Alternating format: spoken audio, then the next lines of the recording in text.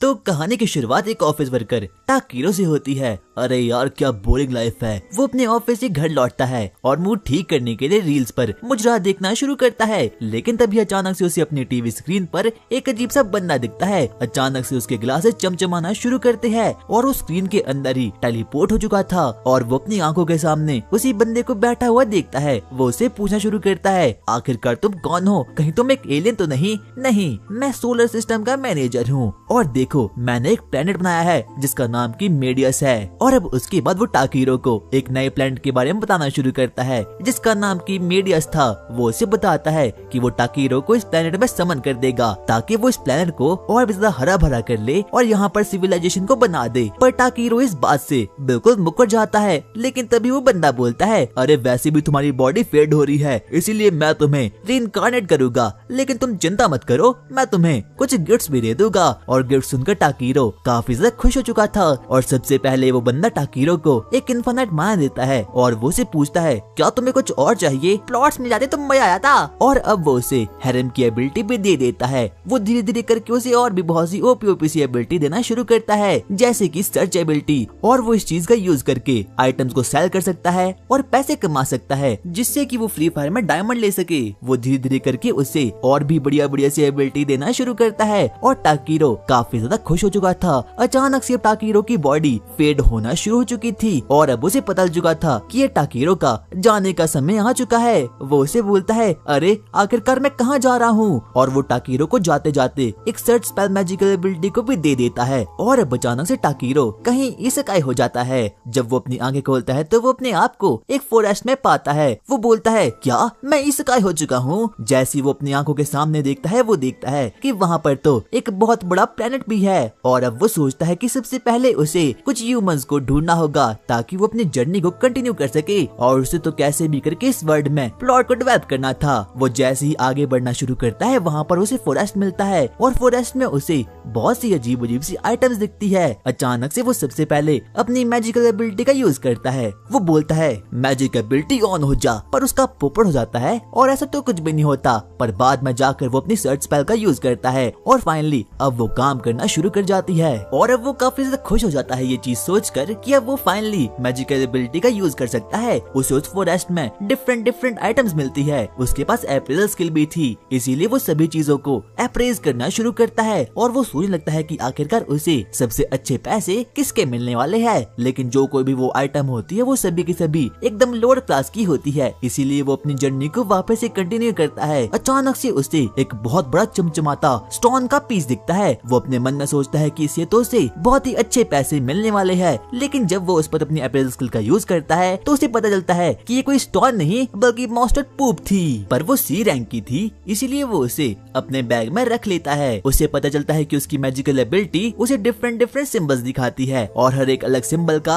अपना ही एक अलग मतलब है। अब उसके पास बहुत सी आइटम्स कलेक्ट हो चुकी थी, इसीलिए वो विलेज को ढूंढना शुरू करता है। और शाम के वक्त उसकी मुलाकात एक नल्ले सोल्जर से होती है और वो उसकी हाइट को देखकर काफी ज्यादा शॉक्ड हो चुका था। वो उसे बोलता है, अरे क्या तुमने बचपन में कॉम्प्लेन ज्यादा पी लिया था और क्या तुम कोई नाइट हो? अरे नहीं, मैं तो बस एक एडवेंचरर हूँ। उसके बाद वो गार्ड उसे अपने विलेज मिल जाता है और सभी लोग उसकी हाइट को देखकर काफी ज्यादा शॉक्ड हो चुके थे क्योंकि टाकीरो की हाइट काफी ज्यादा लंबी थी। वो उस विलेज में एक ट्रेडर को ढूंढता है ताकि वो उसकी आइटम्स की अच्छी खासी वैल्यू दे सके। वो अंदर जाता है जहाँ पर उसकी मुलाकात एक बुढ़ाऊ ट्रेडर से होती है और उसके बाद हम देखते हैं कि टाकीरो उसे अपनी आइटम्स को दे देता है, यानी कि उस मॉन्स्टर पूप को। और जैसे ही वो ट्रेडर उस चीज को देखता है तो वो काफी ज्यादा शॉक्ड हो चुका था क्योंकि ये चीज काफी ज्यादा हाई रैंक की होती है और कुछ बचे कुछ एडवेंचरर ही ऐसी चीजों को ला सकते हैं। वो इस चीज को देखकर काफी ज्यादा खुश होता है, इसीलिए वो टाकीरो को बोलता है, इसके बदले में मैं तुम्हें 5 गोल्ड कॉइन दूंगा जो कि इस वर्ल्ड में काफी ज्यादा होते हैं। और यहाँ तक कि टाकीरो भी इस चीज को देखकर काफी ज्यादा शॉक्ड हो चुका था कि एक मॉन्स्टर पूप की इतनी वैल्यू भी हो सकती है। और यहाँ तक कि वो ट्रेडर उस मॉन्स्टर पूप को अपने मुंह से रगड़ना शुरू करता है और टाकीरो इस चीज को देखकर काफी ज्यादा शॉक्ड हो चुका था, इसीलिए वो अपनी बाकी की बची कुची आइटम्स को भी उसे बेचना शुरू करता है। लेकिन तभी वो बुढ़ाऊ ट्रेडर उसे बोलता है, तुम्हारी आइटम्स तो काफी ज्यादा अच्छी है पर मुझे तुम्हारी एक हेल्प चाहिए। हेल्प? कैसी हेल्प? क्या तुम मेरे लिए स्कूल की पीछे वाली पहाड़ी पर जाओगे और मिथरल ओर को कलेक्ट करके लाओगे? हाँ, मैं जा सकता हूँ क्योंकि इस पूरे वर्ल्ड में मिथरल और काफी ज्यादा रेयर होता है और कुछ बचे कुछ एडवेंचरर ही ऐसी कामों को कर सकते हैं। वो सबसे पहले टाकीरो को एक मैप को दे देता है और उसकी बाकी की बची कुछ आइटम्स को भी ले लेता है, लेकिन जाते जाते वो उसे बोलता है वहाँ पर ध्यान से जाना क्योंकि वहाँ पर बहुत ही खूंखार मॉन्स्टर भी होते हैं। यहाँ तक कि टाकीरो भी इस चीज को देखकर अब थोड़ा बहुत डर चुका था और अब उसे अपनी बाकी के आइटम्स के बेचने के चक्कर में बहुत से पैसे मिलते हैं, इसीलिए वो उसी विलेज में एक रूम को रेंट पर भी ले लेता है ताकि वो रात के समय वहाँ पर रुक सके। रात के समय वो अपने मन में सोचना शुरू करता है कि आखिरकार ये वर्ल्ड कैसा है और क्या मुझे यहाँ पर फ्री फायर खेलनी भी चाहिए या फिर नहीं। लेकिन तभी उसके डोर को कोई नॉक करता है और वहाँ से एक अजीब सी छोटी सी मेड वहाँ पर आती है। वो टाकीरो के सामने आगे बढ़ती है और उसके हाथ में एक पानी की बाल्टी थी। वो उसे बोलना शुरू करती है, एडवेंचर क्या तुम्हें पानी चाहिए? और टाकीरो उसे पूछता है आखिरकार मुझे पानी क्यों चाहिए? अरे क्या तुम्हें अपने आप को साफ नहीं करना? तुम गंदे हो चुके होगे तो क्या मैं नहा नहीं सकता? नहीं, तुम बिल्कुल भी नहा नहीं सकते क्योंकि इस वर्ल्ड में सिर्फ और सिर्फ नोबल लोग ही नहा सकते हैं और वही नहाने को अफोर्ड कर सकते हैं। और यहाँ तक कि टाकीरो इस बात को सुनकर काफी ज्यादा शॉक हो चुका था, पर वो मेड उसे बोलती है सिर्फ मैजिशियन लोग नहा सकते हैं। इसीलिए टाकीरो की दिमाग की बत्ती जलती है। वो उस मेड को अपने रूम से बाहर निकालता है और वहाँ पर अपनी मैजिकल एबिलिटी यूज करता है। वो बोलता है क्लीन और वहाँ पर वाटर मैजिक एक्टिवेट हो जाता है और वो पानी उसके अंग अंग को एकदम अच्छे से धो कर रख देता है। और जिंदगी में इस प्रकार से टाकीरो कभी भी नहा नहीं था। और अगली सुबह होते ही टाकीरो अपनी जर्नी पर निकल चुका था। वो वापस से फॉरेस्ट में जाता है और अब तो उसे कैसे भी करके मिथरल ओर को कलेक्ट करना था। जाते समय वो सबसे पहले एक मशरूम को अपने बैग में रख लेता है। वो आगे जाता है जहाँ पर कि उसे एक अजीब सा स्पेड सिंबल दिखता है। वो वहाँ पर तहकीकात करना शुरू करता है जहाँ पर कि उसे एक अजीब सी एडवेंचरर की डेड बॉडी दिखती है। वो उसे एग्जामिन करना शुरू करता है और उसे पता चलता है कि ये तो किसी एडवेंचर की बॉडी होती है। वहाँ पर उसे एक अजीब सा लेटर भी मिलता है जो कि उसी एडवेंचरर की बहन का था। इसीलिए वो सबसे पहले अपनी मैजिकल एबिलिटी का यूज करके उसे श्रद्धांजलि देता है और अब वापस से अपने एडवेंचर को आगे बढ़ाना शुरू करता है। सबसे पहले वो वहाँ पर अपने ऊपर एक बैरियर को एक्टिवेट कर देता है और वहाँ पर खाना बनाना शुरू करता है। और इस बार तो वो अपनी मैजिकल एबिलिटी का यूज करके खाना बनाता है जो कि उसे काफी ज्यादा टेस्टी लगता है। वाओ, इसका जिंदगी तो काफी ज्यादा अच्छी है। और अब वो उस माउंटेन तक बस पहुंचने वाला था, लेकिन अब वो एडवेंचर करते करते वो finally forest of ancient dragon तक पहुंच चुका था। और ये फॉरेस्ट काफी ज्यादा खतरनाक होता है क्योंकि यहाँ पर बहुत सी अजीब अजीब से मॉन्स्टर भी रहते हैं। इसीलिए सबसे पहले टाकीरो अपनी लाइट एबिलिटी का यूज करता है ताकि वो अंधेरे में अजीब अजीब सी चीजों को देख सके। और वहाँ पर भी वो अपनी सर्च मैजिक एबिलिटी का यूज करता है और तरह तरह की आइटम्स कलेक्ट करना शुरू कर देता है। पर उसे कैसे भी करके मिथरल ओर को ढूंढना था, इसीलिए वो भागना शुरू करता है और दौड़ते दौड़ते अचानक से वो एक खाई में गिरने वाला था और वापस से किसी नई दुनिया में इसेकाई होने वाला था। लेकिन सही समय पर वो फ्लाई मैजिकल एबिलिटी का यूज कर देता है और उस वक्त उसकी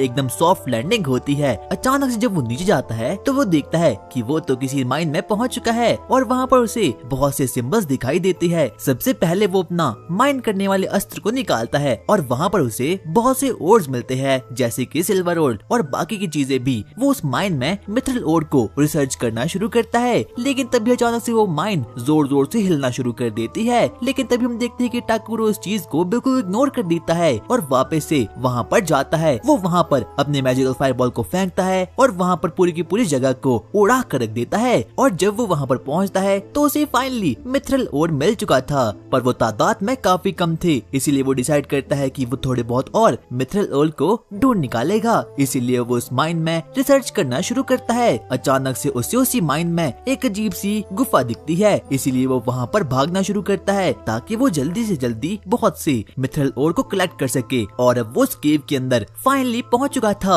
और जब वो अपनी आंखों के सामने देखता है तो वो देखता है कि उस केव के अंदर तो एक अजीब सी नदी है जिसमें कि एक अजीब सा वाटर है। वो जल्दी से वहाँ पर जाता है और उस पर अपनी एप्रिल स्किल का यूज करता है। उसे पता चलता है कि जो ये वाटर है ये कोई नॉर्मल वाटर नहीं बल्कि SS रैंक का एलिमेंटल वाटर है। अचानक से तभी नीचे से आवाज आती है, आखिरकार मुझे किसने जगाया? पर टाकीरो को ये आवाज बिल्कुल भी सुनाई नहीं देती। वो तो उसे अप्रैल करने में काफी ज्यादा बिजी हो चुका था। उसे पता चलता है कि यहाँ पर पिछले समय में एक ड्रैगन रहता था, इसीलिए टाकीरो उस पानी को पीना शुरू करता है। लेकिन तभी अब टाकीरो की फील्डिंग एकदम सेट हो चुकी थी। उस वाटर के अंदर से एक बहुत बड़ा ड्रैगन बाहर निकलता है और टाकीरो को ये देखकर एकदम फट चुकी थी, इसलिए वो मत्था टेक कर उसे माफी मांगना शुरू करता है। प्लीज मुझे माफ करना अगर मैंने आपका ध्यान भंग किया। तुम में से काफी माना आ रहा है और तुम मेरे सामने खड़े भी हो पा रहे हो। तुम कोई नॉर्मल ह्यूमन तो नहीं लगते। टाकीरो के अंदर का माना काफी ज्यादा था, इसीलिए उसकी वजह से उस ड्रैगन की नींद भंग हो गई। वो उसे बोलता है, मैं एक एंशिएंट ड्रैगन हूँ और मेरा नाम है वॉल्डियस। लेकिन टाकीरो की ग्रैंड मस्ती काफी ज्यादा थी, इसीलिए वो उसे बोलता है, क्या मैं आपको मिस्टर वॉल बोल सकता हूँ? हाँ ठीक है। वो ड्रैगन उसे बोलता है, मुझे तुम्हारी हेल्प चाहिए। लेकिन किस चीज में? तुम्हें मेरे बच्चे को हैच करना होगा और बदले में मैं तुम्हें इस मिथरल ओर को दे दूंगा। और अब वो फाइनली काफी ज्यादा खुश हो चुका था, पर बदले में टाकीरो को उसके बेटे को हैच करना होगा, यानी कि एक ड्रैगन के बेटे को, जो काफी ज्यादा खतरनाक होता है। इतने में हम देखते हैं कि वो ड्रैगन अपनी मैजिकल एबिलिटी से अपने अंडे को बाहर निकालता है और वो पूरा का पूरा ब्लैक था और काफी ज्यादा बड़ा भी था। वो टाकीरो को उस एग को दे देता है और वो उसे बोलता है, जल्दी से इसे हैच करो। लेकिन मैं ऐसा कैसे करूँगा? इसमें अपना पूरा का पूरा माना डाल दो। और अब टाकीरो भी समझ चुका था कि आखिरकार उसे करना क्या है, इसीलिए वो अपनी हिटिंग मैजिकल एबिलिटी का यूज करता है और अपने पूरे के पूरे माना को उस एग के अंदर डाल देता है। अचानक से वो एग उसके पूरे के पूरे माना को एब्जॉर्ब करना शुरू करता है और टाकीरो का माना लेवल धीरे धीरे करके डिक्रीज होना शुरू हो चुका था और अब टाकीरो बेहोश हो चुका था, यानी कि वो किसी नए वर्ल्ड में इसका होने वाला था। लेकिन तभी उसे किसी की आवाज आती है और ये कोई और नहीं बल्कि सोलर सिस्टम का मैनेजर था, लेकिन ये पूरा का पूरा ब्लैक था। वो टाकीरो को बोलना शुरू करता है, तुम्हें उस ड्रैगन से भिड़ना नहीं चाहिए था। अगर तुम्हें ड्रैगन दिखे तो वहाँ से चुपचाप भाग लो। अचानक से अब उसके बाद टाकीरो को वापस से होश आ चुका था। जैसे ही वो अपनी आंखों को खोलता है, वो अपने सामने अंधकार को देखता है। वो बोलता है, मिस्टर वी आखिरकार आप कहाँ हो? लेकिन तभी उसे अजीब सी आवाज आती है और ये किसी और की नहीं बल्कि उसी ड्रैगन के बच्चे की थी, यानी कि अब वो फाइनली हैच हो चुका था और वो काफी ज्यादा क्यूट भी था। वो क्यूट बेबी ड्रैगन सीधे ही टाकीरो के पास आता है और उसकी गोदी में चढ़ जाता है और वो ड्रैगन टाकीरो को बोलता है, जल्दी से इसे कोई नाम दो। और टाकीरो उसे नाम देने के लिए बहुत सोचता है, लेकिन लास्ट में वो फाइनली उसे नाम दे देता है और वो होता है बी। और वो क्यूट बेबी ड्रैगन भी इस नाम को सुनकर काफी ज्यादा खुश हो चुका था, इसलिए वो टाकीरो से मिलना जुलना शुरू करता है। वो ड्रैगन उसे बोलता है, अब मेरा बेटा तुम्हारे साथ ही इस पूरे वर्ल्ड को एक्सप्लोर करेगा। लेकिन तुम्हारा बेटा तो अभी अभी पैदा हुआ है ना। और उस क्यूट बेबी ड्रैगन को टाकीरो काफी ज्यादा पसंद आता है और इतना कहने के बाद वो ड्रैगन अब वहाँ से वापस से उसी नदी में कहीं डूब चुका था। और अब टाकीरो को फाइनली मैजिकल मिथरल ओर तो मिल चुके थे और साथ साथ में ही अपनी जर्नी के लिए एक नया पार्टनर भी। वो उस बेबी ड्रैगन को बोलना शुरू करता है, तो क्या तुम जर्नी के लिए रेडी हो? हाँ मैं रेडी हूँ। पर वो ड्रैगन बच्चा काफी ज्यादा बदबूदार था, इसलिए वो सबसे पहले उसे साफ कर देता है। और अब वो लोग फाइनली केव से बाहर आ चुके थे। जब भी बाहरी लाइट को देखता है तो वो काफी खुश हो चुका था, इसीलिए वो उड़ना शुरू करता है। इतने में ही टाकुरो से बोलता है, बी तो क्या तुम्हारा पहला टाइम था? और अब वो काफी ज्यादा खुश हो चुके थे, लेकिन तभी टाकुरो को पता चलता है कि अभी तो इवनिंग हो रही है और रात में फॉरेस्ट काफी ज्यादा खौफनाक हो जाता है। इसीलिए वो लोग डिसाइड करते हैं कि वो लोग आज की रात यहीं पर कैंप लगाने वाले हैं। और अब बी भी काफी ज्यादा खुश हो चुका था। सबसे पहले हम देखते हैं कि टाकुरो अपने आइटम बॉक्स को निकालता है और वहाँ से वो सबसे पहले एलिमेंटरी वाटर को निकालता है, जो कि SS रैंक का होता है और जो कि उसे पिछली बार उस केव से मिला था। टाकीरो को पता चलता है कि मिस्टर वी ने उसके बैग में इनफाइनाइट वाटर को डाल दिया है, इसीलिए टाकुरो सबसे पहले बी को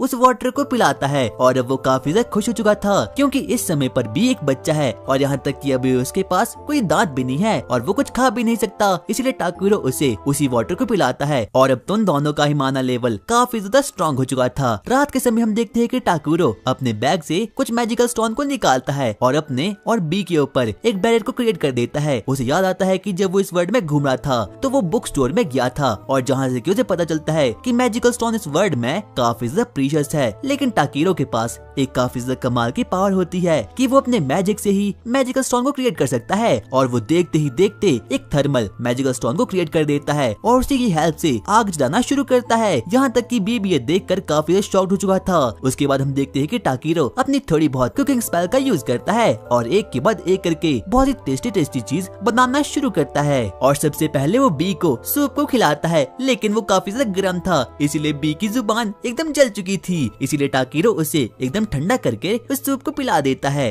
और अब वो सभी लोग काफी ज्यादा ही खुश हो चुके थे। रात के समय अब वो लोग सोना शुरू करते हैं, लेकिन तभी टाकीरो बी को पूछता है, है, बी क्या तुम्हें अपने डैड यानी कि मिस्टर वी की याद नहीं आ रही? लेकिन अब बी ने अपना पेरेंट्स पूरी तरह से टाकीरो को मान लिया है। टाकीरो को अपने अप्रेजल स्किल से पता चलता है कि बी अभी बच्चा ही है, लेकिन फिर भी वो बी रैंक का है, जो काफी ज्यादा खौफनाक चीज होती है। यानी कि जैसे जैसे करके बी का लेवल इंक्रीज होता रहेगा, उसका रैंक भी लेवल अप होता रहेगा। इसीलिए वो बी को बोलना शुरू करता है, बी चाहे जो भी हो जाए, तुम्हें कैसे भी करके डिस्ट्रक्शन नहीं मचानी है। लेकिन तब तक तो बी सो चुका था और अब टाकीरो अपनी नई लाइफ के बारे में सोचना शुरू करता है, क्योंकि अब उसे लाइफ काफी ज्यादा पसंद आ रही है। उसे पता चलता है कि मिस्टर बी का मिलना भी उसी सोलर सिस्टम मैनेजर ने किया हुआ है, क्योंकि उसने जाते वक्त उसे एक अजीब सी पावर को दे दिया था। अगली सुबह हम देखते हैं कि टाकीरो पहाड़ चढ़ना शुरू करता है, क्योंकि अब उन लोग कैसे भी करके वापस से अपने रूम यानी कि टॉर्मी विलेज में जाना था। और अब वो लोग आगे बढ़ना शुरू करते हैं, लेकिन तभी टाकीरो को याद आता है कि ये तो वही फॉरेस्ट था जहाँ पर कि रात के समय काफी खतरनाक मॉब यहाँ पर आते हैं, लेकिन ये डे टाइम है, इसलिए यहाँ पर कोई भी मॉब नहीं है। इसीलिए वो लोग यहीं से ट्रेवल करने का फैसला लेते हैं। बी काफी ज्यादा एक्साइटेड था, इसीलिए वो आगे बढ़ना शुरू करता है, लेकिन तभी टाकीरो डिसाइड करता है कि वो सबसे पहले यहाँ पर कुछ चीजों को गैदर करेगा। इसीलिए वो सबसे पहले अपनी रिसर्च एबिलिटी का यूज करता है और यहाँ पर अजीब अजीब सी चीजों को ढूंढना शुरू करता है। लेकिन तभी वो नोटिस करता है कि बी डरते डरते उसके पास आ चुका था। लेकिन तभी टाकीरो एक बार वापस से अपनी रिसर्च मैजिकल एबिलिटी का यूज करता है, जिससे कि उसे पता चलता है कि इस फॉरेस्ट में तो अभी भी काफी खूंखार मॉन्स्टर अवेलेबल है। इसीलिए वो बी को अपने सेव कर देता है। उसे याद आता है कि जब पिछली बार वो यहाँ पर आया था तो उसे लग रहा था कि उसकी बदबू से कोई मॉन्स्टर उस पर अटैक नहीं कर रही है, लेकिन वो बिल्कुल गलत था। और अब टाकीरो और बी काफी ज्यादा डर चुके थे, लेकिन तभी पीछे से एक बहुत ही खतरनाक सी रैंक का मॉन्स्टर द रॉक फैल्कन वहाँ पर आ चुका था। और बी की तो उस चीज को देखकर एकदम फटकर चार हो चुकी थी, लेकिन टाकीरो एकदम चिल था, क्योंकि उसने इससे भी खूंखार मिस्टर वी को जो देख लिया था। इसीलिए वो डिसाइड करता है कि वो रॉक फैल्कन को रात के समय कच्चा पकाकर खाने वाला है। इसीलिए वो सबसे पहले अपनी आइस नेडल मैजिकल एबिलिटी का यूज करता है और एक ही झटके में उसे खत्म कर देता है। और अब तो उन लोगों के रात के खाने का इंतजाम भी हो चुका था।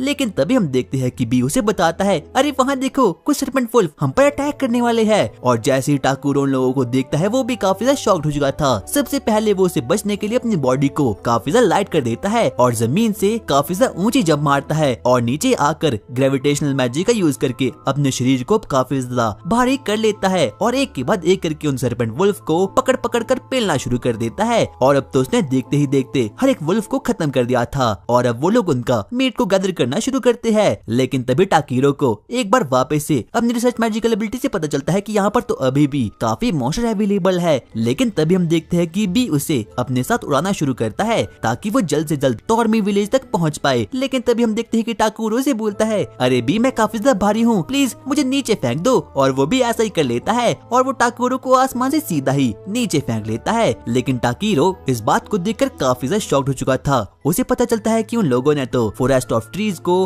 पार कर लिया है और अब वो लोग टॉर्मी विलेज के काफी पास आ चुकी है। इसीलिए अब वो लोग आगे बढ़ना शुरू करते हैं। लेकिन सबसे पहले टाकीरो बी को शुक्रिया अदा करता है, लेकिन उसे तो कुछ भी समझ नहीं आता। और अब वो लोग आगे बढ़ना शुरू करते हैं ताकि वो जल्द से जल्द अपने रूम में वापस पहुंच सके। और टाकीरो के हाथ में एक ब्रांच पड़ी थी, इसलिए बी उसे बोलता है, आखिरकार ये क्या है? टाकीरो से बताता है कि ये ब्रांच काफी ज्यादा स्पेशल है और ये पहले से ही उसकी आइटम बॉक्स में पड़ी हुई थी। और तभी हम देखते हैं कि बी उस पर अपने मिस्ट मैजिक का यूज करके उस ब्रांच को काफी बड़ी कर देता है और अब वो एक स्टाफ में कन्वर्ट हो चुका था। लेकिन टाकीरो को समझ नहीं आता कि वो सिर्फ और सिर्फ अभी तक एक गैदरर है और क्या वो किसी स्टाफ को रख भी सकता है या फिर नहीं। और वो लोग आपस में बकलोली कर ही रहे थे, लेकिन तभी उन लोगों को फॉरेस्ट से किसी खूंखार मॉन्स्टर की आवाज आना शुरू हो चुकी थी, जिसे देखकर कि बी अब काफी ज्यादा एक्साइटमेंट में आ चुका था। इसीलिए वो आगे बढ़ता है और ना चाहते हुए भी टाकीरो को उसके पीछे पीछे आना पड़ता है। और अब वो लोग आगे बढ़ना शुरू करते हैं ये जानने के लिए कि आखिरकार वो मॉन्स्टर है कौन।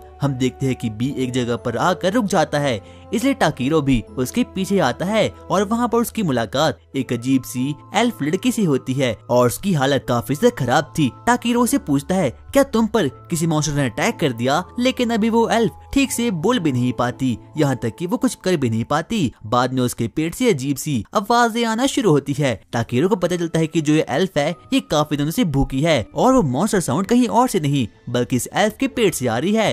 वो बोलती है मैंने 3 दिनों से कुछ भी नहीं खाया। इसलिए टाकीरो सबसे पहले अपने आइटम बॉक्स को वहाँ पर निकालता है और उस एल्फ को उस वाटर बॉटल को दे देता है, जिस बात को देखकर कि एल्फ काफी ज्यादा खुश हो चुकी थी, लेकिन अभी भी वो काफी ज्यादा भूखी थी और उसके पेट में से साउंड आना वापस से शुरू हो जाती है। इसलिए टाकीरो अपने बैग में कुछ दिखता है और वहाँ पर उसे फाइनली लंच मिल चुका था। वो उस एल्फ को अपने लंच को दे देता है, जिसको खा कर कि अब वो एल्फ काफी ज्यादा खुश हो चुकी थी और यहाँ तक कि अब उसका माना पूरी तरह से रिस्टोर हो चुका था। वो बोलती है वाओ, ये खाना तो काफी ज्यादा टेस्टी है, मैं तो सीधा ही जन्नत में जा रही हूँ। आगे अब वो लोग आपस में बातचीत करना शुरू करते हैं, लेकिन तभी टाकीरो उसे पूछना शुरू करता है तुम एक एडवेंचर हो ना, तो आखिरकार तुमने अपने साथ कुछ खाना क्यों नहीं लाया। जिस बात को सुनकर कि वो एल्फ काफी ज्यादा एम्बैरेस फील करती है। टाकीरो से बोलना शुरू करता है आखिरकार तुम ऐसा कैसे कर सकती हो, क्योंकि ऐसी चीजें तो सिर्फ और सिर्फ नूब एडवेंचर ही करते हैं, कहीं तुम नूब तो नहीं। जिस बात को देखकर कि वो एल्फ और ज्यादा एम्बैरेस फील होना शुरू हो चुकी थी। वो टाकीरो के पास आती है और टाकीरो से बोलता है अरे नहीं, तुम में से तो काफी ज्यादा बदबू भी आ रही है, शायद से गोबर की बदबू है। और जिस बात को सुनकर कि एल्फ को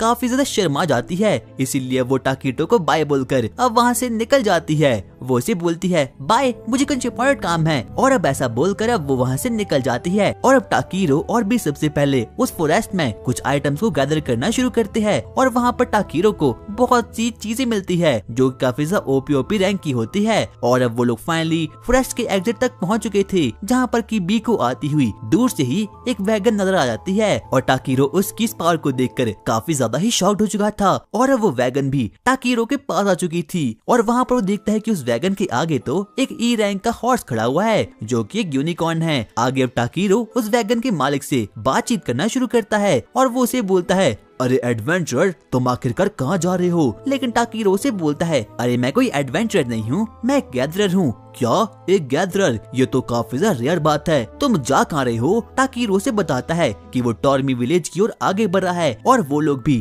टॉर्मी विलेज जा रहे होते हैं। इसीलिए वो उसे बोलता है तो क्यों न तुम मेरी वैगन में आ जाओ। अरे नहीं नहीं, ऐसी कोई बात नहीं, क्योंकि मैं काफी ज्यादा बड़ा हूँ। लेकिन अब वो फाइनली उस वैगन में आ चुका था और जहाँ पर की उसकी मुलाकात उस बंदे की फैमिली से होती है। वहाँ पर एक औरत थी और 2 बच्चे भी थे। वो उसे बातें करना शुरू करते हैं और अब वो लोग फाइनली टॉर्मी विलेज में आगे बढ़ना शुरू करते हैं। और अब उन लोगों को पता चलता है कि टाकीरो का साइज तो काफी ज्यादा ही बड़ा है। टाकीरो को एहसास होता है कि जब से वो इस वर्ल्ड में आया है तब से हर किस्म का बच्चा उसे काफी ज्यादा लगाव करते हैं, कहीं कुछ गलत तो नहीं। इसीलिए वो उन बच्चों से बातचीत करना शुरू करता है। लेकिन तभी टाकीरो बोलता है सॉरी, मैं माफी मांगता हूँ, मेरा साइज काफी ज्यादा बड़ा है। लेकिन तभी वो बंदा बोलता है अरे कोई बात नहीं, साइज मैटर नहीं करता। और अब टाकीरो उन बच्चों से बातचीत करना शुरू करता है। वो उन बच्चों को बोलता है आखिरकार तुमने मुझे लिफ्ट कैसे दे दी, क्या पता कहीं मैं कोई चोर निकलूं। लेकिन तभी वो बच्चा बोलता है नहीं, ऐसा बिल्कुल भी नहीं हो सकता, क्योंकि जब आप आए तो मैजिकल बेल बिल्कुल भी रिंग नहीं करी। और तब जाकर टाकीरो को पता चलता है कि ये मैजिकल बेल बैड माना को सेंस कर देती है। और अब वो लोग आगे बढ़ना शुरू करते हैं। लेकिन तभी टाकीरो उन लोगों को अपना नाम बताता है और इतने में ही वो लोग भी अपना अपना नाम बताते हैं। उस औरत का नाम एलिजा होता है, लड़की का नाम यूनान, उस लड़के का नाम कैन और वैगन के मालिक का नाम पॉलन होता है। लेकिन तभी उन बच्चों को टाकीरो के पीछे से कुछ तो अजीब सी आवाज आती है और वो टाकीरो को बोलना शुरू करते हैं कि आखिरकार वहाँ पर है कौन, क्या वहाँ पर कोई मॉन्स्टर है। क्योंकि इस वर्ल्ड में ये काफी ज्यादा आम होता है कि हर एक एडवेंचर अपने साथ किसी मॉन्स्टर को पेट बनाकर रखता है। लेकिन तभी टाकीरो उन लोगों को बोलना शुरू करता है नहीं, मेरे पास काफी खतरनाक मॉन्स्टर है। लेकिन तभी हम देखते हैं कि अब भी उन बच्चों के सामने पार आ जाता है, जिसे देखकर कि वो बच्चे अब काफी ज्यादा शॉक्ड हो चुके थे, क्योंकि उन लोगों को बी काफी ज्यादा क्यूट लगता है। और जब बाकी लोगों को इस चीज का एहसास होता है कि टाकीरो के पास एक ड्रैगन का बच्चा है, तो वो लोग काफी ज्यादा शॉक्ड हो चुके थे। वो उसे पूछना शुरू करते हैं मिस्टर, क्या आप कोई ड्रैगन नाइट हो, क्योंकि सिर्फ और सिर्फ ड्रैगन नाइट के पास ही होता है। लेकिन टाकीरो ने बोलना शुरू करता है अरे नहीं, मुझे तो ये बच्चा फॉरेस्ट में मिल गया था। तो क्या तुमने इस ड्रैगन को खुद हैच कराया? हाँ, मैंने ऐसा ही किया। और जिस बात को सुनकर तो वो लोग काफी ज्यादा ही शॉक्ड हो चुके थे। बाद में जाकर टाकीरो को पता चलता है कि इस वर्ल्ड में सिर्फ और सिर्फ ड्रैगन नाइट ही ड्रैगन को रख सकते हैं और ड्रैगन होना काफी ज्यादा ही रेयर बात होती है। और अब हम देखते हैं कि रात हो चुकी थी, इसीलिए वो लोग डिसाइड करते हैं कि वो रात के समय अपने यहाँ कैंप लगाएंगे। टाकीरो सबसे पहले लाइट मैजिक एबिलिटी का यूज करता है और वहाँ पर अपने सामने कुछ मैजिकल स्टोन को वहाँ पर रख देता है और पोलन और बाकी लोग उसकी इस एबिलिटी को देख देखकर काफी ज्यादा ही शॉक्ड हो चुके थे। इसीलिए वो अब फायर मैजिक का यूज करके अपने आसपास फायर जलाना शुरू करते हैं। लेकिन तभी टाकीरो उन लोगों को बोलता है क्या आप लोगों को डर नहीं लगता? क्या पता हमारे ऊपर कोई खूंखार मॉन्स्टर आकर अटैक कर ले। लेकिन तभी वो लोग बोलना शुरू करते हैं अरे नहीं, ऐसी कोई बात नहीं है, क्योंकि ये टिंगू सा ड्रैगन तो है हमें बचाने के लिए। और अब वो लोग काफी ज्यादा खुश हो चुके थे। हम देखते हैं कि टाकीरो सबसे पहले अपनी सॉर्सरी का यूज करता है और वहाँ पर फायर को जला देता है। और इस चीज को देखकर तो बालक काफी ज्यादा ही शॉक्ड हो चुके थे। इतने में हम देखते हैं कि एलिजा उन लोगों को बोलना शुरू करती है चलिए अब आप लोग रेस्ट कीजिए, मैं खाना बनाती हूँ। लेकिन तभी टाकीरो एक बार वापस से बोलता है अगर आप लोग चाहे तो क्या मैं ज्यादा खाना बना सकता हूँ। और वो लोग भी हाँ मैं जवाब देते हैं। और टाकीरो देखते ही देखते सभी लोगों के लिए अब खाने को बना लेता है। और जब वो लोग उसके खाने की बाइट लेते हैं तो वो लोग तो सीधा ही जन्नत में जा चुके थे। यानी कि उन लोगों को वो खाना काफी ज्यादा ही पसंद आता है। यहाँ तक कि पोलन रोना शुरू कर देता है। पोलन आखिरकार तुम रो क्यों रहे हो? क्योंकि ये खाना काफी ज्यादा डिलीशियस है। हम पिछले कुछ दिनों से सिर्फ और सिर्फ सड़ा हुआ मीट खा रहे हैं, लेकिन बहुत समय बाद मुझे ऐसा खाना खाकर काफी खुशी हुई। टाकीरो तुम तो एक जादूगर हो। और अब वो सभी लोग खाना खाकर गाना शुरू करते हैं। यहाँ तक कि टाकीरो भी इस चीज को काफी ज्यादा एंजॉय करता है। सोते हुए वो अपनी लाइफ के बारे में सोचना शुरू करता है कि उसे सभी के साथ मिलकर बैठकर खाने। और अब पेलम और टाकीरो अपनी नींद से जाग चुके थे, लेकिन बी और बच्चे अभी भी आराम से सो रहे थे। वही हम देखते हैं कि टाकीरो सुबह सुबह ही अपने औजारों में तेल लगाना शुरू कर देता है और पेलम भी अपने घोड़ों की देखभाल करना शुरू कर देता है। इतने में ही एलिजा टाकीरो के पास आती है और वो उसे बोलती है जो एडवेंचरर अपने टूल्स का ख्याल रखता है वो आगे जाकर एक बहुत अच्छा एडवेंचर बनता है। और टाकीरो इस बात को सुनकर काफी खुश हो चुका था और अब उसे अपनी नई इसेकाई लाइफ भी काफी पसंद आना शुरू हो चुकी थी। लेकिन तभी पेलम टाकीरो को बोलता है टाकीरो चलो ब्रेकफास्ट करने के लिए बाहर चलते हैं। और अब टाकीरो और बाकी लोग भी ऐसा करने के लिए मान जाते हैं। वो अपनी जर्नी को वापस से कंटिन्यू करते हैं ताकि वो लोग टॉर्मी विलेज तक पहुंच पाए। पर इस बार ड्राइविंग टाकीरो करता है क्योंकि उसे कैसे भी करके नई दुनिया में आकर यूनिकॉर्न को चलाना था। और इतने में हम देखते हैं कि अब बी भी फाइनली उठ चुका था। और जो वो यूनिकॉर्न होता है वो काफी ज्यादा इंटेलिजेंट था क्योंकि वो टाकीरो की हर एक बात को मान रहा था। और अब वो लोग फाइनली टॉर्मी विलेज तक वहाँ पर पहुंच चुके थे। जब टाकीरो टॉर्मी विलेज को देखता है तो वो लोग काफी ज्यादा शॉक्ड हो चुके थे। और यहाँ तक कि अब बाकी लोगों को भी टॉर्मी विलेज तक पहुंचने में काफी अच्छा लगता है। इतने में हम देखते हैं कि पेलम और अब उसकी फैमिली आगे बढ़ना शुरू कर देती है और अब वो लोग टाकीरो से अलविदा ले लेते हैं। और इतने में हम देखते हैं कि टाकीरो उस गार्ड से बातचीत करना शुरू कर देता है। वो गार्ड से पूछता है क्या तुम्हें पता है कि आखिरकार पेलम करता क्या है? हाँ मुझे पता है, वो एक जर्नर है, यानी कि वो पूरी दुनिया घूमता है और उसका बस एक ही मकसद रहता है कि उसे दुनिया के हर एक कोने में घूमना होगा। इतने में ही वो गार्ड टाकीरो को बोलता है क्या तुम्हें जेरम के पास नहीं जाना? अरे हाँ वो तो मैं भूल ही गया। आगे टाकीरो जेरम द ब्लैक स्मिथ के पास जाता है जिसने कि उससे मिथ्रिल ओर आने को कहा था। और बाकी के बच्चे बी को देखकर काफी ज्यादा एक्साइटमेंट में आ चुके थे। उसके बाद हम देखते हैं कि टाकीरो उस मिथ्रिल ओर को जेरम को दे देता है और जेरम बड़े ही ध्यान से उस मिथ्रिल ओर को घूरना शुरू कर देता है और वो उसकी एबिलिटी चेक भी करना शुरू कर देता है। वो उसे बोलता है टाकीरो क्या तुम्हें पता है ये बहुत कड़क माल है? ये तो वैसे मुझे पता ही था।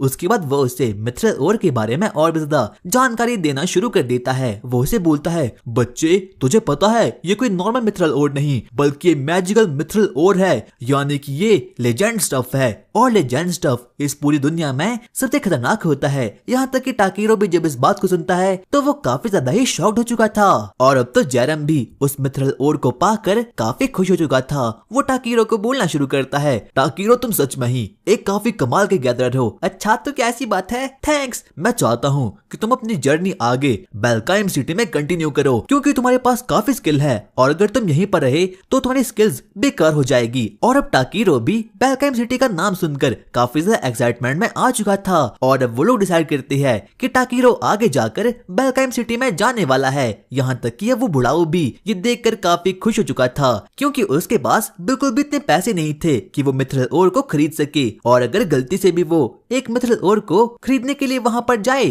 तो इसमें पूरे का पूरा गाँव बिक जाएगा। और अब टाकीरो भी सोच में पड़ चुका था कि आखिरकार उसे अपने आइटम के साथ वहाँ पर क्या करना चाहिए, लेकिन वो डिसाइड कर देता है कि वो बेलकाइम सिटी में जाकर रहेगा। और रात के समय टाकीरो बुक पढ़ना शुरू कर देता है। वो सबसे पहले एडवेंचर के बारे में और गिल्ड के बारे में इंफॉर्मेशन को ले लेता है और बाद में जाकर उसे पता चलता है कि जो एडवेंचर्स होते हैं वो भी काफी टाइप के होते हैं और सबसे पहले उसे किसी गिल्ड को ज्वाइन करना होगा ताकि वो एडवेंचर बन पाए। और वो अपने मन में इसी बात को सोचना शुरू कर देता है। तभी वो बी को बोलता है, तो बी क्या तुम रेडी हो एक नए एडवेंचर पर जाने के लिए? हाँ मैं बिल्कुल रेडी हूँ। और इसीलिए वो रात के समय सबसे पहले एक मेड से मिलता है जो कि उसे कुछ खाने के लिए दे देती है। और रात के समय पूरे विलेज में जश्न होना शुरू होता है। सभी लोग काफी ज्यादा एक्साइटमेंट में थे और सभी लोग काफी हैप्पी भी थे। और यहाँ तक कि सभी लोगों को बी और टाकीरो काफी पसंद आते हैं क्योंकि टाकीरो हमेशा ही दूसरों की काफी ज्यादा देखभाल करता था। और अब अगले दिन जाकर टाकीरो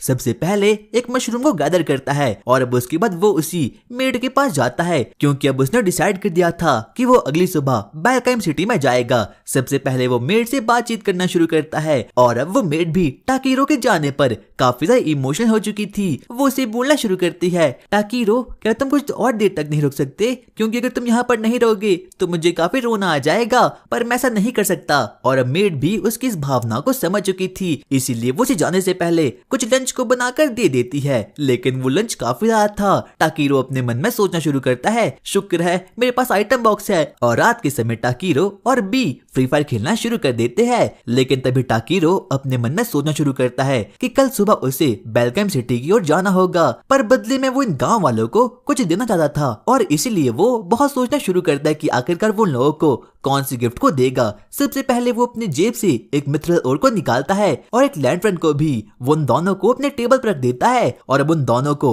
मर्ज करने का यानी कि अपने मैजिक से फ्यूज करने का बहुत प्रयास करता है। वो सबसे पहले उन लोगों पर अपने मैजिक पावर का यूज करता है और अब वो दोनों चीज आपस में कंबाइन हो चुकी थी और टाकीरो उस चीज को देखकर काफी खुश हो चुका था। ये तो बिल्कुल वही चीज है। और अब अगली सुबह टाकीरो बेलकाइम सिटी में जाने के लिए एकदम तैयार हो चुका था और सभी लोग उसके जाने से काफी ज्यादा इमोशनल हो चुके थे। लेकिन तभी वो बाकी लोगों को बोलता है, देखो जाने से पहले मैंने आपके लिए एक छोटे गिफ्ट को तैयार किया है। और सभी लोग उस चीज को देखकर काफी शॉक्ड हो चुके थे, यहाँ तक कि किसी को भी समझ आता कि आखिरकार ये चीज क्या है। बाद में जाकर वो लोगों को बताता है कि ये चीज एक बैरियर की तरह पूरे विलेज की प्रोटेक्शन करेगी और जो कोई भी मॉन्स्टर इसके अंदर आएगा वो खत्म हो जाएगा। और जब जैरम इस चीज को देखता है तो वो काफी हैरान हो चुका था और सबसे पहले वो उस चीज को अपने हाथों में ले लेता है ताकि वो उसे देख सके। वो देखना शुरू करता है और वहाँ पर वो पाता है कि इसके नीचे तो सच में एक मिथरल और है। लेकिन जब तक वो कुछ बोल पाता तब तक टाकीरो वहाँ से भाग जाता है।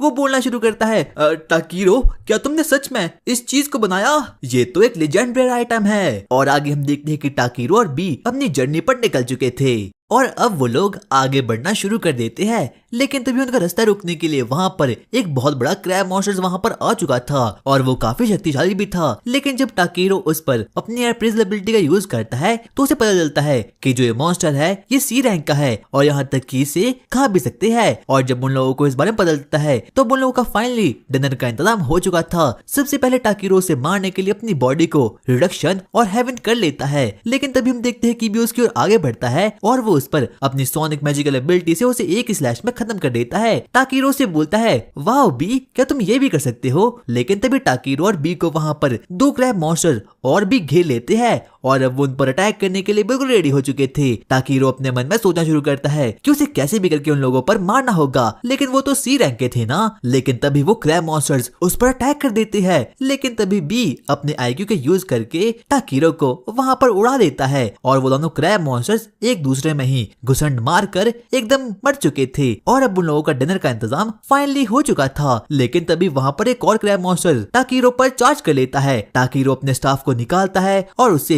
एक होम रन मारकर फाइनली अब फिनिश कर देता है।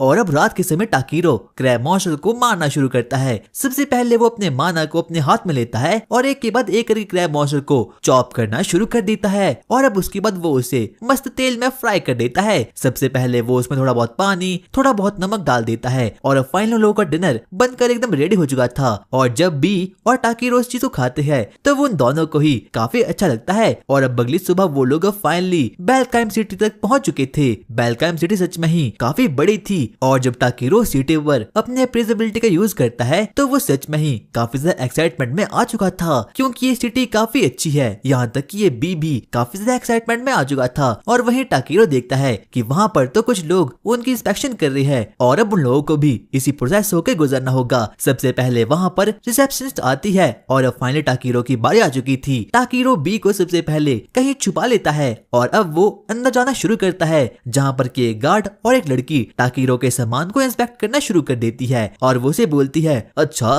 तो तुम्हारा नाम क्या है? सर मेरा नाम टाकीरो है। और तुम यहाँ पर क्यों आए हो? मैं एक गैदरर हूँ। अच्छा तो तुम यहाँ पर अपनी आइटम्स को सेल करने के लिए यहाँ पर आए हो? अरे नहीं ऐसा नहीं है, मुझे जो यहाँ पर एडवेंचर बनना है। और अब गार्ड भी इस बात को सुनकर काफी ज्यादा एक्साइटमेंट में आ चुका था और सबसे पहले वो उस पर अपनी एबिलिटी एवेरेस का यूज करता है, जिससे कि वो टाकीरो के बारे में हर एक चीज को जान पाए। वो टाकीरो से कुछ क्वेश्चन पूछना शुरू करता है और अब टाकीरो भी उसके हर एक क्वेश्चन को सही सही जवाब दे देता है। और अब उन बाकी लोगों को पता चल चुका था कि टाकीरो का कोई गलत इंटेंट नहीं है, लेकिन तभी टाकीरो अपने मन में सोचना शुरू करता है, आखिरकार इन लोगों को मेरा स्टेटस कैसा दिख रहा होगा। लेकिन तभी हम देखते हैं कि टाकीरो उल्टा उन लोगों पर ही एफेरस एबिलिटी का यूज कर देता है, जहां पर से पता चलता है कि वो लोग तो उसके स्टेटस को एकदम गलत देख रहे हैं। और अब फाइनली टाकीरो की ये प्रोसेस खत्म हो चुकी थी, लेकिन तभी वो गार्ड उसे बोलना शुरू करता है, तुम्हारे स्टेटस में मैंने एक चीज देखी, आखिरकार ये ड्रैगन ब्लेसिंग क्या है? अच्छा ड्रैगन ब्लेसिंग। इसलिए टाकीरो अपने पेट बी को वहां पर निकाल देता है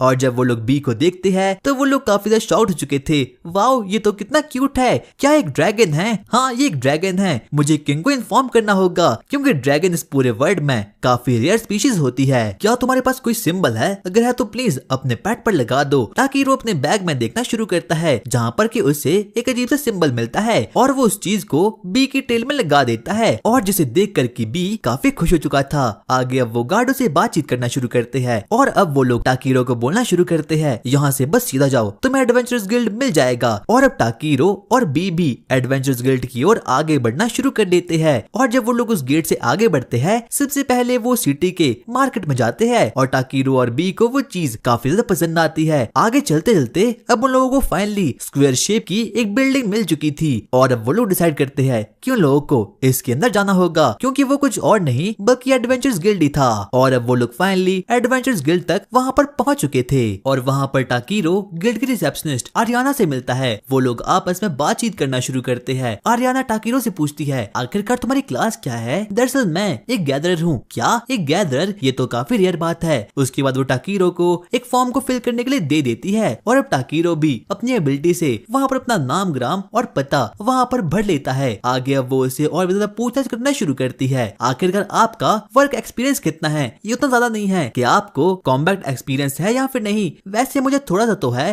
तो क्या इसके लिए आपके पास कोई प्रूफ है? हाँ मेरे पास है। उसके बाद हम देखते हैं कि टाकीरो अपने आइटम बॉक्स से एक बहुत बड़े क्रैब मॉन्स्टर की बॉडी को वहाँ पर रख देता है और जब आरियाना और बाकी लोग इस चीज को देखते हैं तो वो लोग इस चीज को देखकर काफी ज्यादा शॉक्ड हो चुके थे, क्योंकि किसी को भी विश्वास नहीं होता कि एक एडवेंचर के पास आइटम बॉक्स भी हो सकता है। और आइटम बॉक्स इस पूरे वर्ल्ड में एक काफी रेयर गिफ्ट होती है। और अब बाकी गिल्ड के लोग भी अब वहाँ पर आ चुके थे और अब वो लोग टाकीरो से क्वेश्चनिंग करना शुरू कर देते हैं। सबसे पहले वहाँ पर एक अजीब सा बियर मॉन्स्टर वहाँ पर आता है और वो टाकीरो को बोलता है, आखिरकार तुम कहाँ से आए हो? और वो टाकीरो पर अपनी एवियस एबिलिटी का यूज कर देता है। वो आरियाना को बोलता है, आरियाना तुम इसे साइन कर सकती हो क्योंकि इसका ऑरा ब्लू है। टाकीरो को समझ आता कि आखिरकार अभी अभी हुआ क्या, लेकिन तभी वो बियर उसे बताता है, मैंने तुम पर अपनी एवियस एबिलिटी का यूज किया और तुम में से मुझे एक ब्लू ऑरा नजर आ रहा था, यानी कि तुम एकदम क्लीन हो। और जब सभी लोग टाकीरो के कंधे पर उस ड्रैगन को देखते हैं यानी कि बी को, तो वो लोग इस चीज को देखकर काफी ज्यादा एक्साइटमेंट में आ चुके थे। और अब आगे आरियाना टाकीरो के फॉर्म को फिल करना शुरू कर देती है और अब फाइनली टाकीरो इस गिल्ड में साइन इन हो चुका था।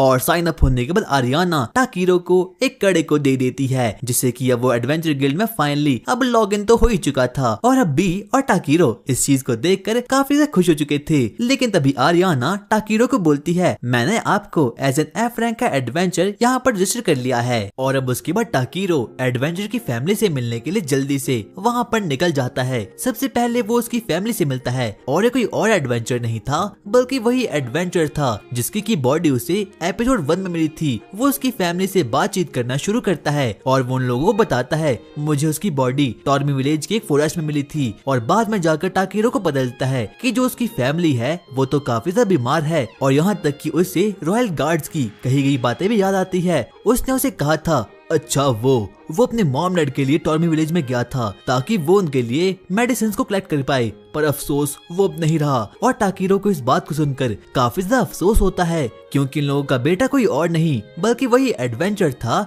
जो कि इन लोगों को एपिसोड 1 में मिला था। उसके बाद हम देखते हैं कि टाकीरो से बातचीत करने के बाद अब जल्दी से सिटी के ट्रेडर के पास वहाँ पर जाता है जो कि एक फॉक्स था और फॉक्स उसकी ट्रेड को देखकर काफी ज्यादा खुश हो चुका था। वो बोलता है वाओ तुमने मेरे लिए ब्लू मशरूम और कुछ और चीजें लाई है, ये तो काफी रेयर बात है। और अब टाकीरो को भी इस बात से काफी ज्यादा एक्साइटमेंट हो चुकी थी। लेकिन तभी हम देखते हैं कि टाकीरो से मिलने के लिए वहाँ पर गिल्ड की रिसेप्शनिस्ट वहाँ पर आ चुकी थी और बाद में जाकर हमें पता चलता है कि टाकीरो तो सच में ही इस पूरी सिटी में काफी ज्यादा प्रसिद्ध हो चुका है। और अब गिल्ड की रिसेप्शनिस्ट उसे बोलना शुरू करती है टाकीरो आपसे बहुत से क्लाइंट्स मिलना चाहते हैं क्योंकि आपका काम उन लोगों को काफी ज्यादा अच्छा लगता है। और वहाँ पर तो टाकीरो को हायर करने के लिए कुछ ज्यादा ही रिक्वेस्ट वहाँ पर आ चुकी थी और अब इसीलिए टाकीरो में से कुछ रिक्वेस्ट को ले लेता है और बाकी की जाने देता है। उसके बाद हम देखते हैं कि अब टाकीरो आराम से नहाने के लिए पब्लिक बाथ में निकल जाता है और अब वहाँ पर बीबी मजे करना शुरू कर देता है। टाकीरो अपने मन में बोलना शुरू करता है मुझे सिटी में आए 1 महीना हो चुका है और जब मैं यहाँ पर पहली बार था तो इसका पानी भी बहुत बुरा था, लेकिन मैंने अपने मैजिक का यूज किया और अब फाइनली ये अच्छा हो चुका है। टाकीरो आराम से चिल मारना शुरू करता है, लेकिन तभी पीछे से वहाँ पर उसका दोस्त एक मगरमच्छ सोल्जर वहाँ पर आ चुका था और अब वो उससे बातचीत करना शुरू करता है। दरअसल ये टाकीरो का एक बहुत अच्छा दोस्त था। वो साथ मिलकर बात लेना शुरू कर देते हैं और अब उस मगरमच्छ को भी उस एडवेंचर की फैमिली के बारे में पता चुका था। वो टाकीरो को बोलना शुरू करता है टाकीरो मैंने सुना तुम हीलिंग मैजिक का भी यूज कर सकते हो। बाद में जाकर हमें पता चलता है कि टाकीरो ने तो उन फैमिली की सिकनेस अपने हीलिंग मैजिक से ही एकदम खत्म कर दी थी और उसने उन लोगों से बदले में भी कुछ नहीं लिया। इतने में ही वो मगरमच्छ उन्हें बोलना शुरू करता है तुम्हें बदले में काफी गोल्ड मिल सकते थे, लेकिन टाकीरो कहता है अरे मैं कोई डॉक्टर नहीं हूँ। और अब वो लोग मजे करना शुरू कर देते हैं तो सच में तुम्हारे अंदर कोई भी ग्रीड नहीं है? नहीं मेरे अंदर ग्रीड है, मुझे एक सीजर चाहिए। लेकिन इतना कहने के बाद अब वो मगरमच्छ वहाँ से निकल जाता है। आगे हम देखते हैं कि टाकीरो वापस से ट्रेड करने के लिए उसी फॉक्स के पास जाता है और अब उसका ट्रेडिंग का बिजनेस भी काफी अच्छा चल पड़ा था। यहाँ तक कि अब सभी के सभी लोग उसे इस पूरे टाउन में भी जाने लगे थे क्योंकि वो इस टाउन का एक खतरनाक गैदर बन चुका था। और अब आगे वो उस फॉक्स से बातचीत करना शुरू करता है। वो फॉक्स टाकीरो को बोलना शुरू करता है टाकीरो तुम्हें अपने लेवल को अप करना होगा, मुझे पता है तुम अपने लेवल को अप कर सकते हो लेकिन तुम ऐसा जानबूझकर नहीं कर रहे हो। और टाकीरो भी अपने मन में कहता है हाँ वैसे बात तो ये सही कह रहा है। उसके बाद टाकीरो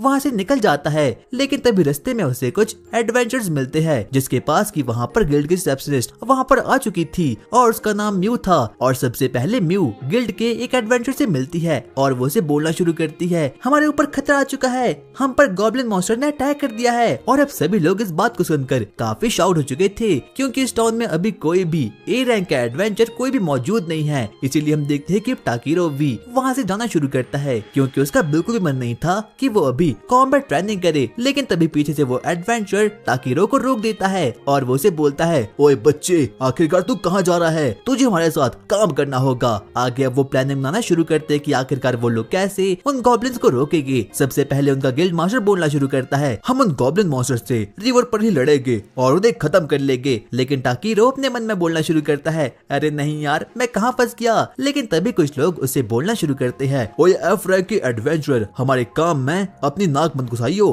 वरना हम तुझे खत्म कर लेंगे। लेकिन तभी उन लोगों का बॉस वहाँ पर आता है और वो उसे गुस्से से कुछ बोलना शुरू कर देता है मैंने तेरा नाम बहुत सुना है, क्या तू वही टाकीरो है? हाँ वैसे मैं वही हूँ, मैंने तेरे बारे में काफी कुछ सुन रखा है इसीलिए मैं चाहता हूँ कि तू भी हमारे साथ आए। और अब टाकीरो के पास कोई भी ऑप्शन नहीं बचता और ना चाहते हुए भी अब उसे गॉब्लिन को खत्म करने के लिए उनके साथ जाना ही पड़ेगा। और अब वो लोग गॉब्लिन को रोकने के लिए वहाँ पर निकल चुके थे। लेकिन तभी हम देखते हैं कि म्यू सबसे पहले टाकीरो के पास आती है और वो अपने आप को उससे इंट्रोड्यूस करवा देती है और वो भी टाकीरो को पहले से ही जानती थी। टाकीरो हम मिलकर उन गॉब्लिन्स को खत्म कर देंगे। और सबसे पहले वो लोग एक बड़ी सी पहाड़ी पर टेंट लगाते हैं, लेकिन तभी वहाँ पर एक अजीब सा छोटा सा ड्रैगन वहाँ पर आता है। और जब म्यू उस चीज को देखती है तो वो काफी ज्यादा डर चुकी थी और अब उसका कॉन्फिडेंस एकदम जीरो हो चुका था, यहाँ तक कि वो रोना भी शुरू कर देती है। टाकीरो अपने मन में सोचना शुरू करता है, अरे नहीं यार, आखिरकार मैं कहाँ आ गया, मुझे कैसे भी करके इसे काम डाउन करना होगा। इसीलिए वो उसे थोड़े बहुत मोटिवेशन स्पीच देना शुरू कर देता है। देखो, डरने में कोई भी बुराई नहीं है, लेकिन अगर तुम डरती रहोगी तो आखिरकार तुम आगे कैसे बढ़ोगी। मुझे लगता है कि तुम्हें इंजर्ड सोल्जर की देखभाल करनी होगी, क्योंकि तुम एक हीलिंग मेज हो। और अब वो भी इस बात को समझ चुकी थी और अब वो फाइनली थोड़ी बहुत मोटिवेट हो चुकी थी। इतना कहने के बाद अब वो वहाँ से निकल जाती है, लेकिन तभी हम देखते हैं कि अब क्ले भी वहाँ पर आ चुका था। वो टाकीरो का मजाक उड़ाना शुरू करता है,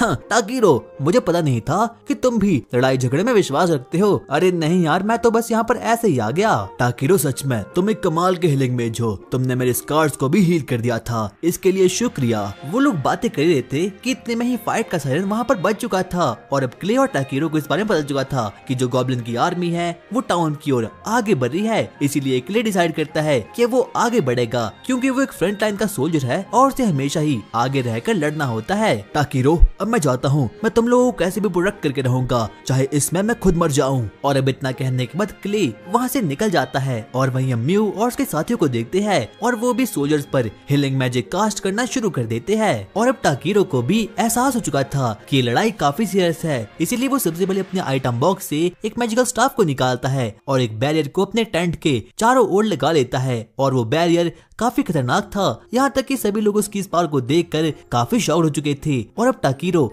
वहाँ से आगे बढ़ना शुरू करता है ताकि वो क्ले के पास जा सके और फ्रंट लाइन में रहकर गॉब्लिन को पेट सके। और वहीं हम देखते हैं कि बाकी के लोग भी गॉब्लिन से बड़े मुश्किल से लड़ना शुरू कर देते हैं, क्योंकि वो गॉब्लिन तादाद में काफी ज्यादा थे, यहाँ तक कि अब वो लोग भी वहाँ पर हारना शुरू कर देते हैं। लेकिन तभी टाकीरो और बीट दौड़ते दौड़ते अब वहाँ पर आ चुके थे। सबसे पहले टाकीरो उन लोगों को एक वन पंच मार कर एक गॉब्लिन को वहाँ पर खत्म कर देता है और वो बाकी लोगों से बातचीत करना शुरू करता है। बाकी लोगों से बताते हैं, ये गॉब्लिन काफी खतरनाक है। आगे वो लोग प्लान बनाना शुरू करते हैं कि आखिरकार वो लोगों को कैसे खत्म कर पाएंगे। लेकिन तभी भी वहाँ पर खड़ा होता है और सबसे पहले वो लोगों पर थंडरबोल्ट मैजिक का यूज करके उन लोगों को पेल देता है। और अब टाकीरो और बाकी फॉक्स आपस में बातचीत करना शुरू करते हैं। वो लोग टाकीरो को बताते हैं, ये गॉब्लिन्स काफी खतरनाक है, हमें लगा था कि ये गॉब्लिन लो रैंक के होंगे, लेकिन ऐसा नहीं हो पाया क्योंकि ये गॉब्लिन हाई स्पीशीज के है। यहाँ तक कि क्ले हमसे गायब हो गया और वो अकेला ही लड़ रहा है। और अब जब टाकीरो को इस बात का पता चलता है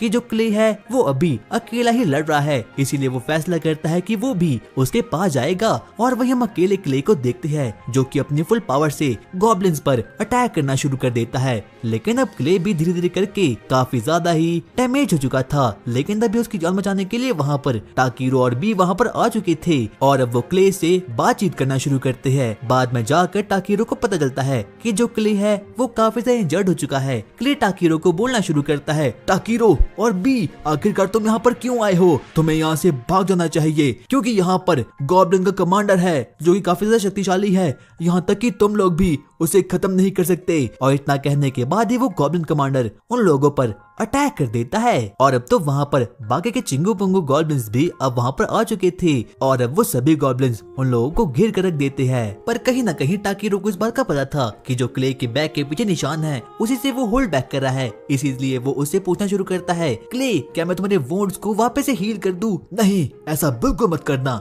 लेकिन क्यों? और लेकिन अभी भी टाकीरो को समझ आता कि आखिरकार क्ले उसे उस पर हीलिंग मैजिक का यूज करने क्यों नहीं दे रहा है। और वो उसे बाल बाल बोलना शुरू करता है, आखिरकार वो तुम्हारे लिए क्या मैटर रखते हैं। लेकिन क्ले फिर भी उसे कुछ भी नहीं बताता। और अब टाकीरो काफी ज्यादा गुस्से में आ चुका था और अब वो फाइनली डिसाइड कर देता है कि वो उस पर हीलिंग मैजिक का यूज करके रहेगा। लेकिन सबसे पहले बी उन गॉब्लिन मॉन्स्टर पर अपने थंडरबोल्ट मैजिक का यूज करके उन लोगों को पेल कर रख देता है। इतने में हम देखते हैं कि अब टाकीरो सबसे पहले अपने आइटम बॉक्स से मिस्टर वोल्ट के उस मैजिकल एलिमेंट वाटर को वहाँ पर निकालता है और क्ले पर फेंक देता है। और अब उसके बाद वो क्ले पर मंत्र एनचेंट करना शुरू करता है। वो उस पर एक बहुत ही हाई लेवल की हीलिंग स्पेल को यूज कर देता है और अब फाइनली जो क्ले होता है वो फाइनली अब हील हो चुका था, यानी कि अब उसके बैक के स्कार भी अब फाइनली हील हो चुके थे। अचानक से हम देखते हैं कि जो क्ले होता है वो विकसित होना शुरू हो चुका था, यहाँ तक कि अब उसका माना और स्ट्रेंथ किसी अलग ही लेवल तक पहुँच चुके थे और वो एक बहुत ही अजीब से प्राणी में कन्वर्ट हो चुका था। वो बोलता है, ताकीरो, आखिरकार तुमने मेरे साथ क्या कर लिया।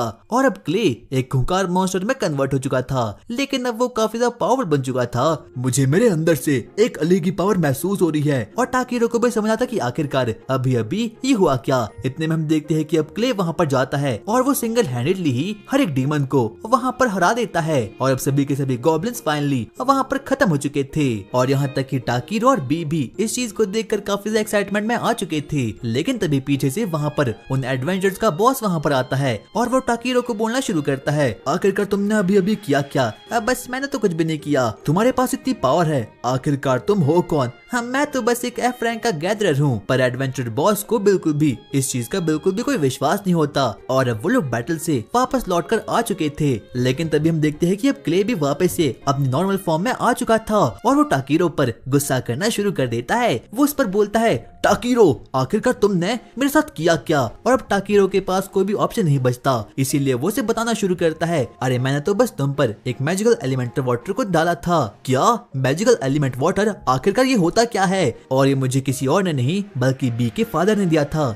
जो कि एक एंशिएंट ड्रैगन है। तो क्या बी भी एक एंशिएंट ड्रैगन है। हाँ, ये है। उसके बाद हम देखते हैं कि टाकीरो उससे अपने सीक्रेट्स को बताना शुरू कर देता है, लेकिन क्ले को उसकी बातें बिल्कुल भी समझ नहीं आती और अब क्ले को भी कहीं ना कहीं टाकीरो पर शक होना शुरू हो चुका था। वो उसे बोलता है, टाकीरो, तुम्हारे पास इतनी पावर्स है, आखिरकार तुम सच में हो कौन। और अब टाकीरो अपने मन में सोचना शुरू करता है, तो क्या मुझे से बताना चाहिए कि मैं इसेकाई हुआ हूँ। इतने में हम देखते हैं कि अब क्ले वहाँ से निकल जाता है। लगता है तुम मुझ पर विश्वास ही नहीं करते। और अब टाकीरो के पास कोई भी ऑप्शन नहीं बचता, इसीलिए वो उसे अपने इसेकाई लाइफ के बारे में बताना शुरू करता है। दरअसल मैं यहाँ पर किसी दूसरे वर्ल्ड से यहाँ पर आया हूँ। क्या, इसका मतलब क्या है। और क्ले को तो उसकी बात बिल्कुल भी समझ नहीं आती और आगे हम देखते हैं कि अब टाकीरो उसे हर एक चीज को बताना शुरू करता है और अब क्ले को भी कहीं ना कहीं उस पर विश्वास हो चुका था। और अब अगली सुबह टाकीरो मार्केट की ओर जाना शुरू करता है, जहाँ पर कि वो एक आर्मरी शॉप में रुक जाता है। लेकिन तभी पीछे से वहाँ पर एक कैट गर्ल आती है और वो उसे बोलती है, आखिरकार आपको क्या चाहिए। तो गाइस, अगर तुम्हें इस एनिमे का नेक्स्ट पार्ट चाहिए तो इस वीडियो पर